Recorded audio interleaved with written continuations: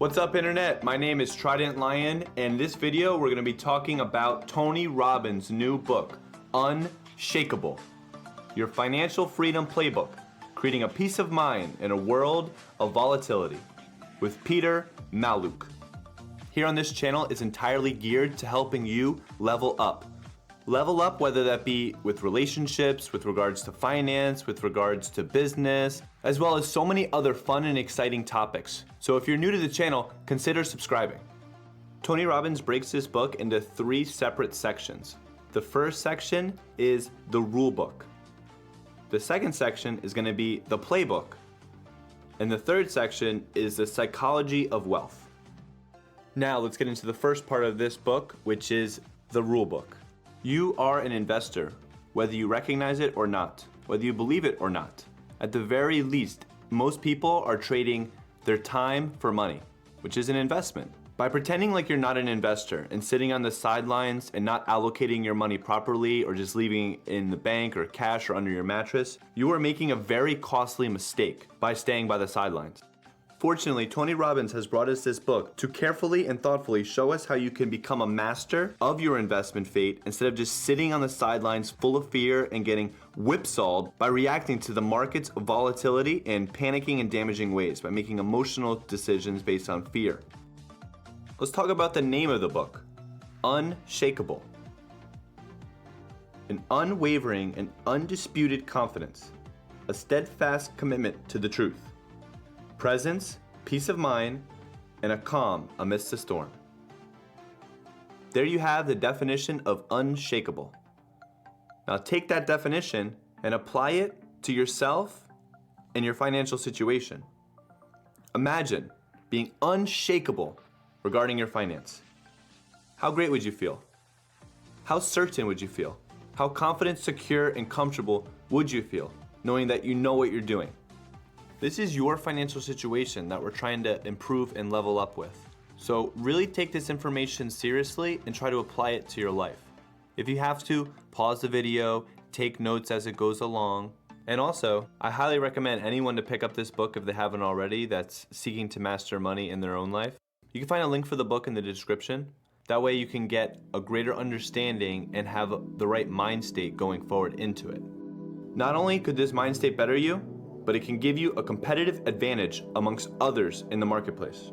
When others are afraid, you have the presence of mind to take advantage of the turmoil. Too many people obsess and focus on what they can't control. You need to become hyper-focused on what you can control.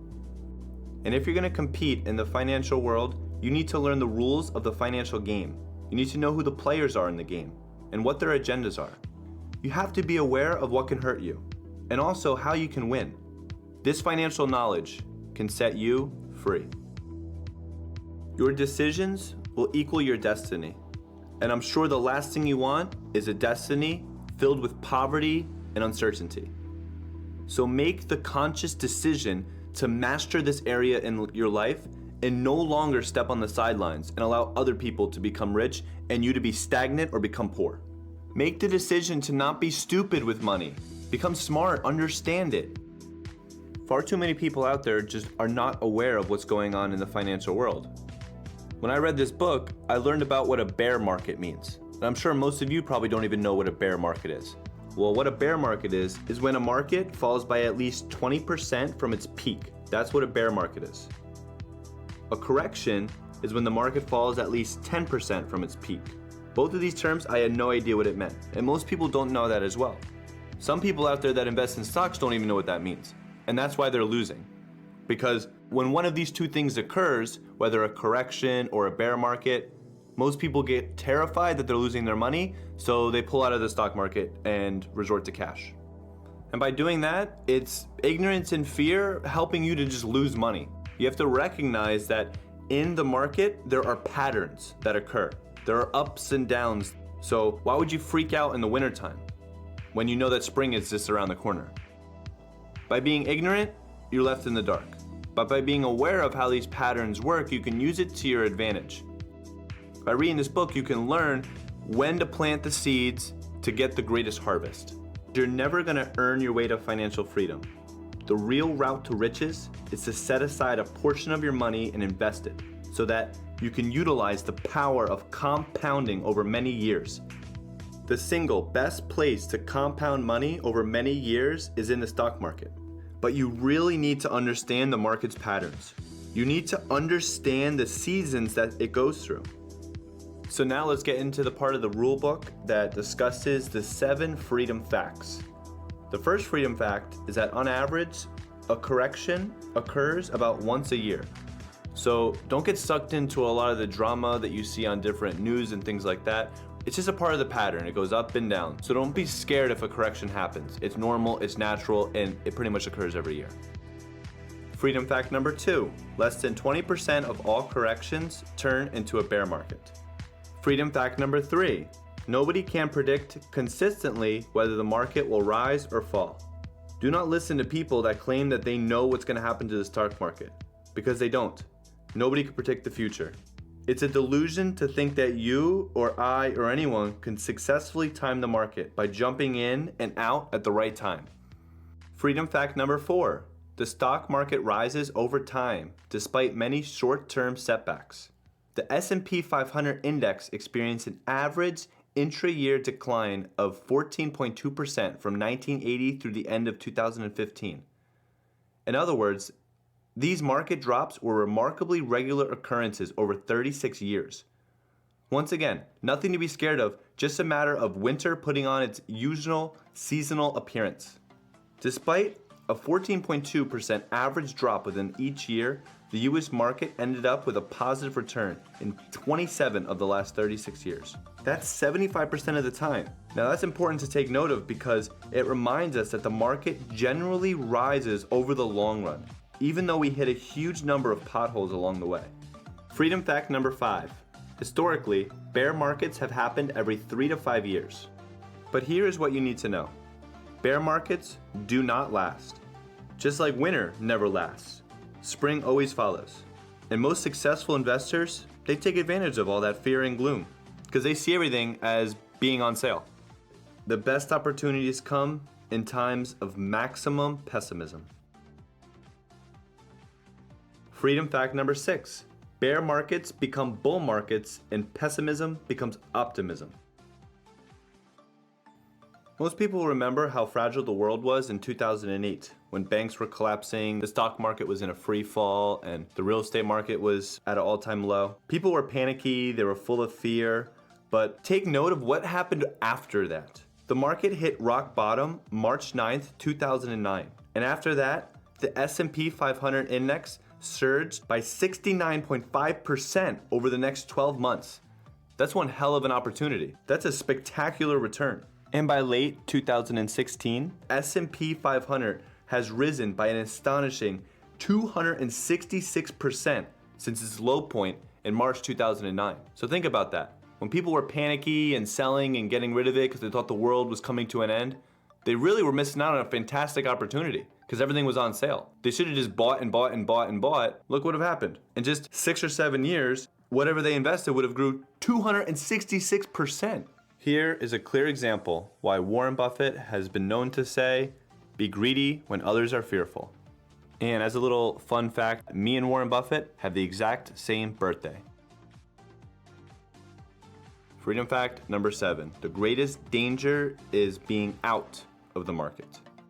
The trouble really lies in sitting on the sidelines, even if it's just for a short period of time.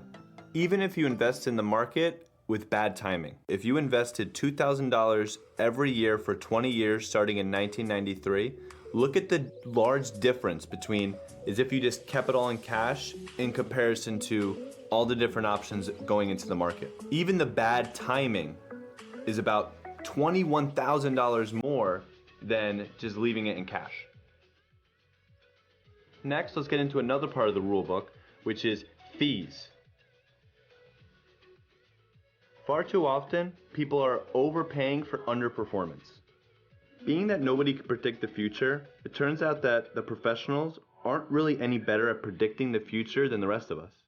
So what a lot of people make the mistake of doing is they go to seek a financial advisor, and 90% or more of the time, it's a mutual fund broker. And those people are not legally bound to be in your best interest.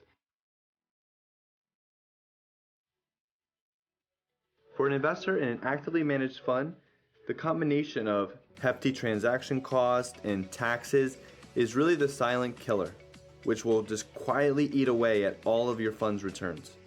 Paying more than you need to pay, whether that be fees or taxes, is really insane. And to be that lazy is going to be very costly in the long run.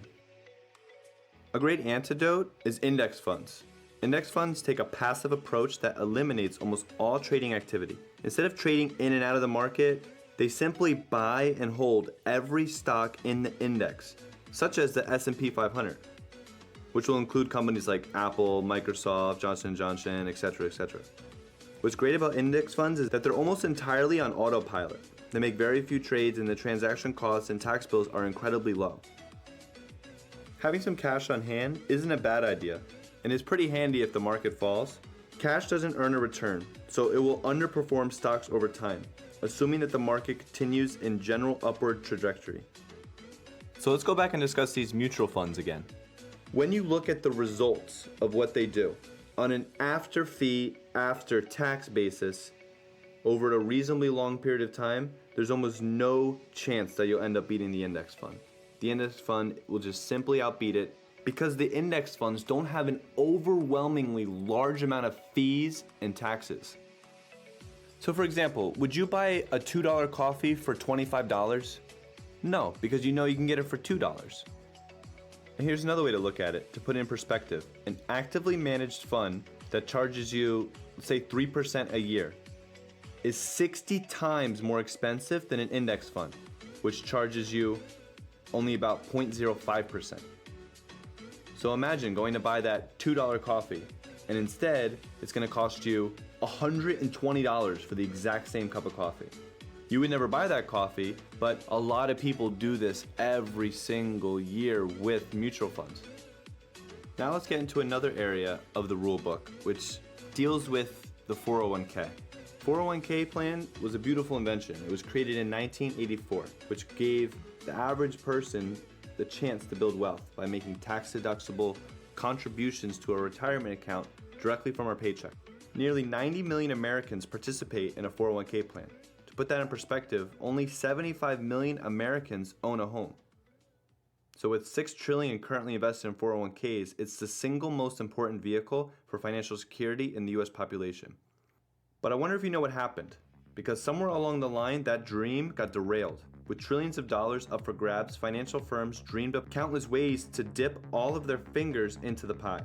For almost 3 decades, the companies providing 401k plans were not even required by law to disclose how much they were charging to their customers. It wasn't until 2012 that the government finally forced these firms to make detailed disclosures of how much they were extracting from your savings. What's interesting is that 71% of people enrolled in 401ks think that there are no fees, and 92% admit that they have no clue what they are. Ignorance is not bliss when it's dealing with your money. Ignorance is very expensive, and it can leave you in poverty, broke, and stuck working for your entire life. The vast majority of plans are characterized by huge brokers' commissions. Here's a short sample list of many categories of fees that were invented. There's the investment expenses, communication expenses, bookkeeping expenses, trustee expenses, legal expenses, and so on and so forth. Average worker who earns about 30 grand a year and saves 5% of their income, over a lifetime, this worker would lose over $150,000 to fees. That's more than 5 years of income. There are great alternatives though. A man named Tom Zagrainer is the CEO of a company called America's Best 401k. Tom told Tony that the 401k business is the largest dark pool of assets where nobody really knows how or whose hands are getting greased. Fortunately, by contrast, America's Best 401k is entirely transparent. They don't accept kickbacks from mutual fund companies that are just trying to get them to sell overpriced funds. Instead, they offer inexpensive index funds from firms such as Vanguard and Dimensional Fund Advisors. Tom's company charges one fee, with no markups or hidden costs. It will save you a heck of a lot of money. There's over 300,000 financial advisors in America who are actually just brokers. Brokers who are paid to sell financial products to customers like you and me, in return for a fee. The trouble is that these people work in a system that's beyond their control, a system that has tremendously powerful financial incentives to focus on maximizing profits above all else. So who do you turn to? The answer is a fiduciary, but not a hybrid fiduciary. Now this is important. A fiduciary is someone that is legally bound to be in your best interest, who you only pay for financial advice. There's also duly registered advisors out there, which could play both roles, be a fiduciary and a broker. So make sure to check your advisor's credentials. So there you have a brief sum up of part 1, which is the rule book, where you've learned the power of becoming a long-term investor who doesn't trade in and out of the market, who stays on course without getting shaken and stirred by the crashes. You also learned the vast majority of actively managed mutual funds overcharge for underperformance, which is why you are so much better off with an inexpensive index fund. You'll also learn that excessive fees have devastating effects like termites eating away at the foundation of your financial future.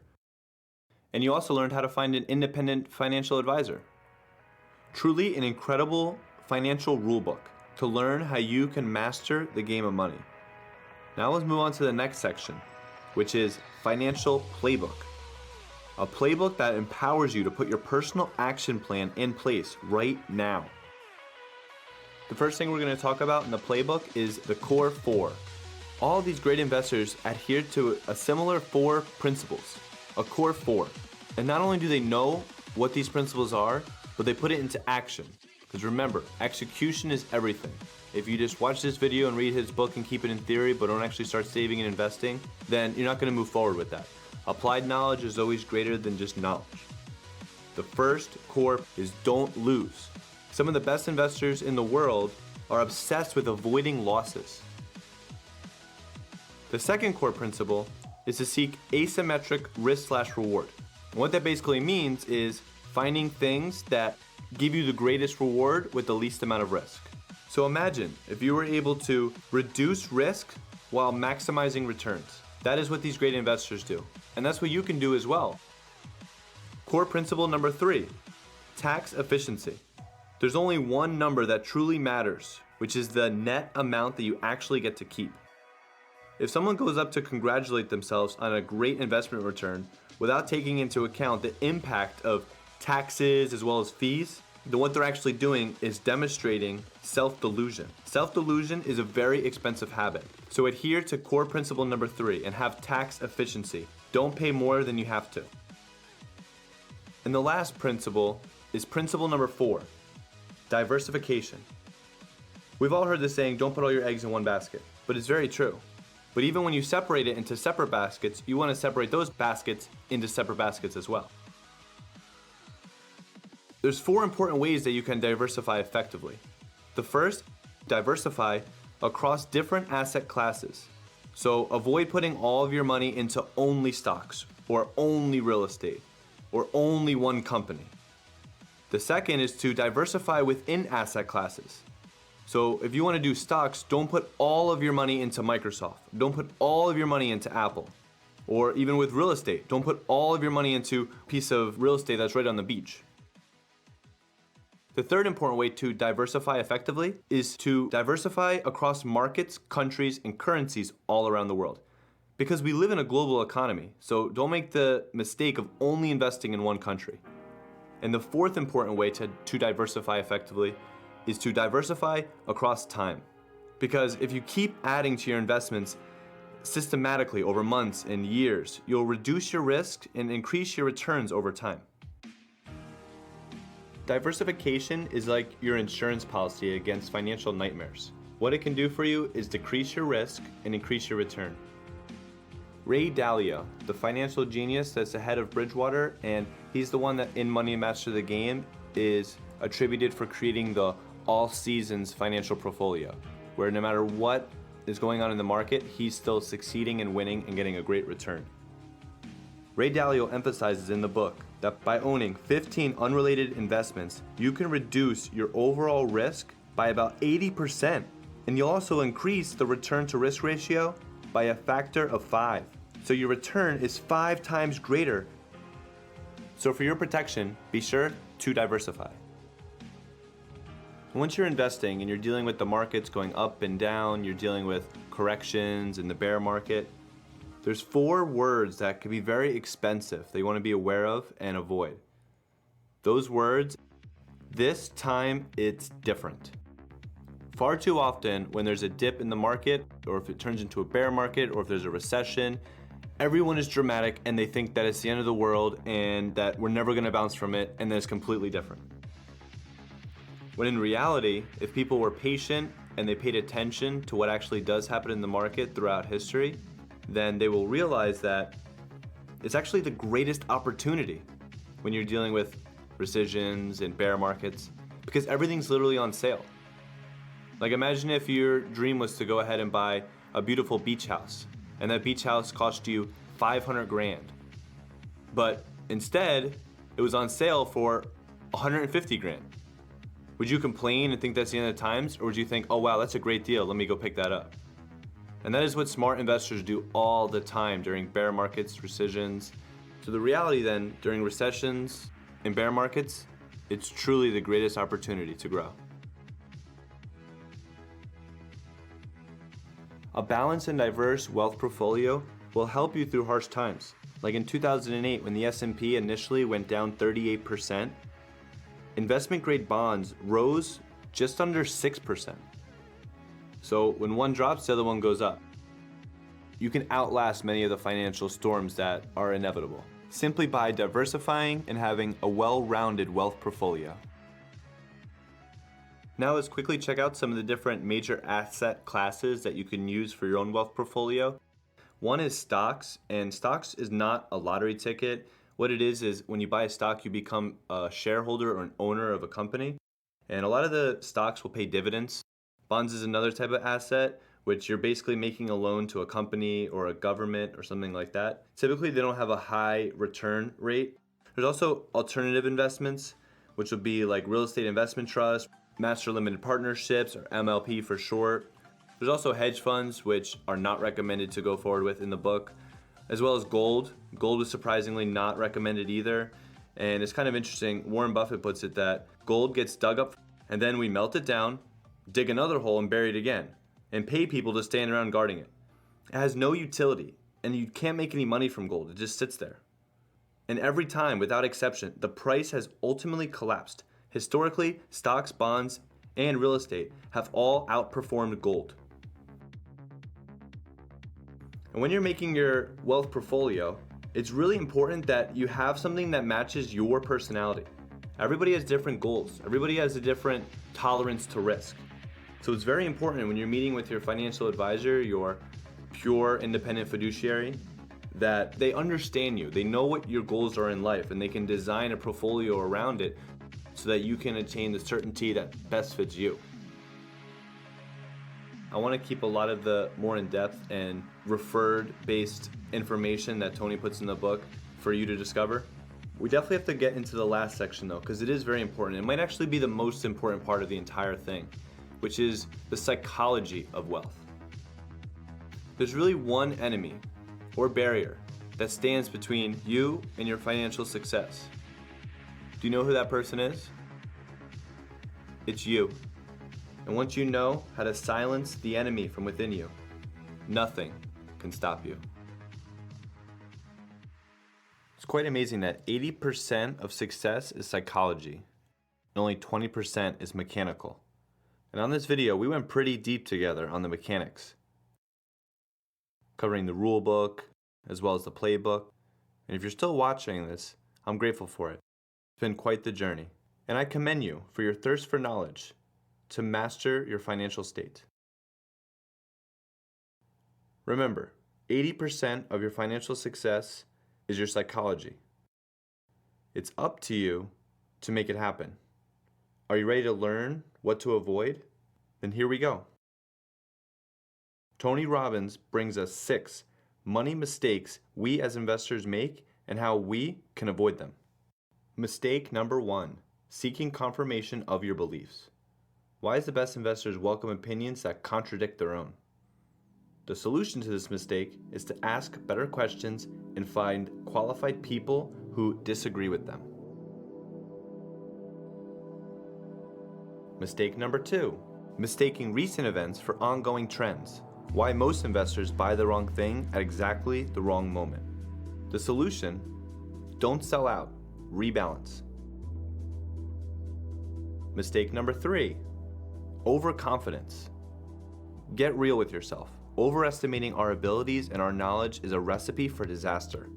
The solution is to get real and honest with yourself. Mistake number 4, greed, gambling, and the quest for only home runs. It's very tempting to swing for the fences, but victory goes to the steady survivors. The solution is to recognize that this is a marathon, not a sprint. Mistake number 5, staying home. It's a big, big world out there. The solution: expand your horizons. And mistake number 6, negativity and loss aversion. Your brain wants you to be fearful in times of turmoil. Do not listen to it. The solution to this is to be prepared and to know what you're doing. So there you have it, 6 mistakes to avoid. And this book and your applied knowledge can bring you to financial prosperity. But in Tony Robbins' words, that just simply isn't enough. You have to strive to achieve real wealth. And by making the decision to achieve real wealth, it might be the most important decision of your life. Real wealth is the opposite of suffering. The goal is not to become the richest person in the graveyard. The goal is to live an extraordinary life, living a life on your terms, where you're achieving, contributing, happy. The first step to achieving anything that you want is to focus. The second step is to go beyond hunger and drive, and to consistently take action. The third step to achieving whatever you want is grace. And as important as achievement is, there's a second skill that you need to learn to master if you want to create an extraordinary life. And the skill is what Tony calls the art of fulfillment. In order to have any type of sustainability with your happiness, you have to be a master of your internal world, not just your external world. You also have to focus on contribution, and do not give with the anticipation of getting back. Just recognize that when you're driven by a desire to contribute, it brings us a great deal of fulfillment. Make the choice to live in a beautiful state. You really have 2 options: beautiful state and suffering state. A suffering state is when you're feeling stressed out, frustrated, depressed, irritable, overwhelmed, fearful, angry, generally just negative. A beautiful state is when you feel love, gratitude, ease, you feel creative, you got growth, curiosity, anticipation, joy, and so on and so forth. The mental and emotional state in which you live is ultimately the result of where you choose to focus your thoughts. And if you're ever experiencing suffering, it's really just the result of an undirected mind that's preconditioned to just look for problems. And to avoid all of these negative states of suffering, you can start by being appreciative of what you have. Go over everything that you're grateful for. Say what you're grateful for, but step into the feeling of what it feels like to be grateful for what you have. List 3 things off morning and night. It could be micro, small, like I love coffee, or it could be something more grand like I love my children or something like that. Be grateful, because when you're grateful and appreciative of what you have, you can't feel suffering. And let's be real, life is way too short and awesome to suffer. And it could be a challenge. We all go through those moments of suffering, but it's up to you to take conscious action when you're going through those states of suffering to flip yourself around and see yourself to be in a beautiful state and to feel yourself to be in a beautiful state. One of the most amazing things about this book is that 100% of the proceeds is going to go to Feed America. Each book purchase can provide up to 50 meals. So by Tony Robbins' actions, writing this book for financial mastery for the average and little man, and the fact that all of it goes back to people in need, truly expresses one of Tony Robbins' core beliefs that he lives by, which is a secret, which is that the secret to living